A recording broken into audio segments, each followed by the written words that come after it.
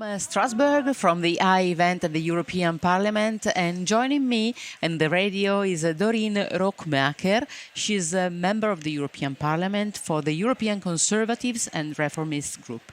Welcome. Well, thank you. Happy to be here. So it's a long 2 days, no, at the I. It is quite intensive. It is, yeah. It's like a military operation. We have a schedule that goes by the minute. Yeah, but it's quite interesting to see all these young people coming to the premises of the European Parliament and outside. Yes, it's great. And they are all so enthusiastic and so motivated and so eager to learn about Europe. And I like the open discussions that we have. So it's a great experience. I think we should have it at least once a year. Yeah, because experience like that, I think that bridges the gap between politicians and citizens, no? Yes, yes. And of course, there is a gap. We all talk about the gap. But if nobody acts to close the gap, then the gap will always be there and probably will continue to grow. So it's really important that we meet each other and that we have discussions and that we learn to love, to learn about other approaches and other ways of thinking in other cultures. It's really, really enriching, also for me. So your office has organized a workshop for this event, which is called Drone Your Route, High Speed Rail. Yes. What's about? Well, it's in short, it's about students and young people who are inscribed to it, that they do a study in a very short time and come up with the best route to be built between Amsterdam and Berlin for high-speed rail. And of course, this is a very specialized technical subject. You have economical things to think about, you have technical things to think about, you have political things to think about. But the workshop started with an introduction with a professor from Naples and a technical guy from the rail industry and from someone from the Euro Rail organization, and of course with me. So we explained all these aspects and gave them a little bit of information to go on. And now they have to come up with a plan and the right argumentation. And there will be a winner. I hope so. And can you explain to us why trains are so important in Europe? Well, I think you have two ways of integration and connecting people in Europe. Well, you have, of course, more, but these are the two ways I know best. And one of them is with real live connections, like high-speed rail. And the other one is what the European Commission tries to do, is with rules and regulations, so that people can live in peace in the continent. And of course, so the objectives of the European Commission, of the EU in general, and my objectives are the same. We all want prosperity, peace, safety, and freedom. We want people to have not only the right to move freely, but also the opportunity to move freely. And not everybody is able to drive a car. And not everybody is able to buy an electrical car.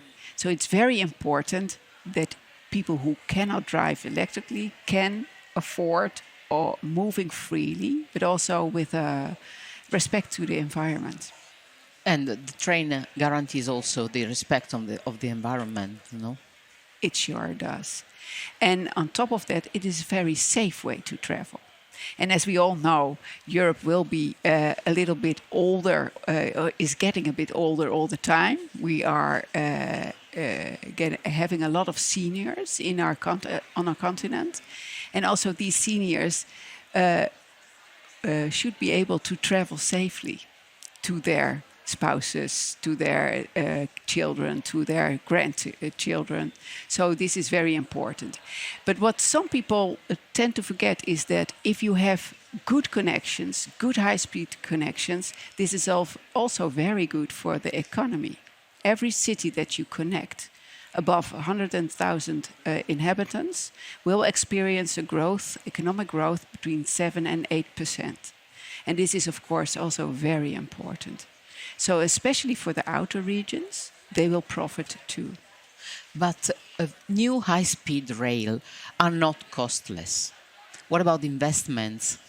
It's very good that you asked that question because a lot of times this is why people don't want it, because in their heads high-speed rail is very expensive and they don't know how to finance it.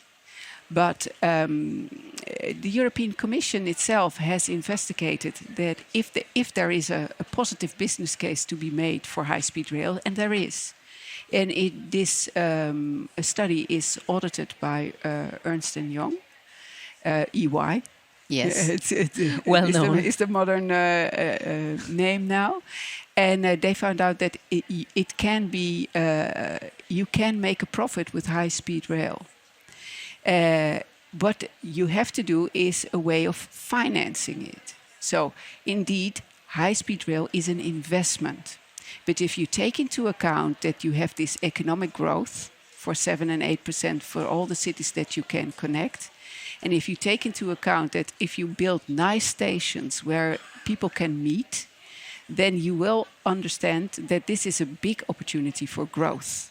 And this is why it's a positive business case. So the only thing that is important for us to realize now is that if you invest in rail, you will get a positive return. So your money is not wasted; it comes back to you. But of course, this takes a little bit of time. Madame Rookmaker, we've talked about the connection between EU member states. But what about new European countries and that they will become in the future, in the next future, part of the EU? I'm thinking about, for example, the Western Balkans. I know that you are quite involved in this. And is their path towards the EU still long? Well, I hope not. I think it's very, very, very important that they will be part of the European family as soon as possible. And not only because it's good for the people who are living there, but it's also good for Europe as well. There are a lot of young, enthusiastic people in the Balkans, the Western Balkans. They are so eager to get out. And if we don't allow them to move freely, they will come to Europe. But they will leave their countries empty. And we get a brain drain.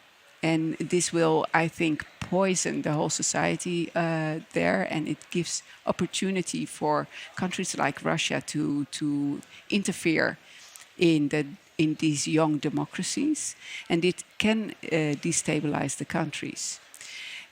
So for peace sake, it's very important that we give them a chance to become a member of the European Union.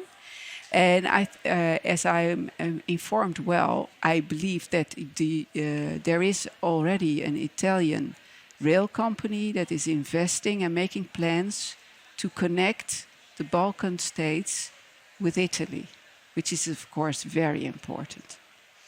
One last question. We are 1 year ahead of the European elections for the renewal of the European Parliament.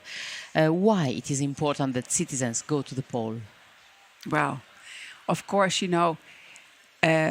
know there is a lot of cynicism about Europe and there is a lot of cynicism about democracy.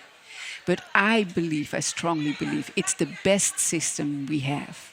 And why is that? Because we can change our leaders in a peaceful way. And in a lot of countries in the world, they do not have the opportunity. So I think everybody can agree that a democratic society is the best what we have. Now, a democratic society cannot survive with democratic input from the people.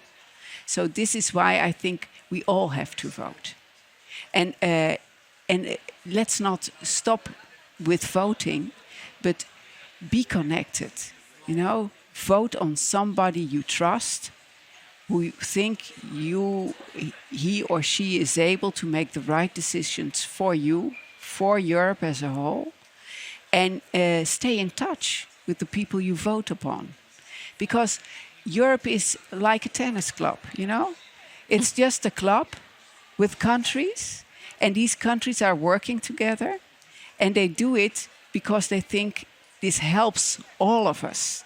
But these people that are doing this on a daily basis need the input of the people who are living in Europe, all of them.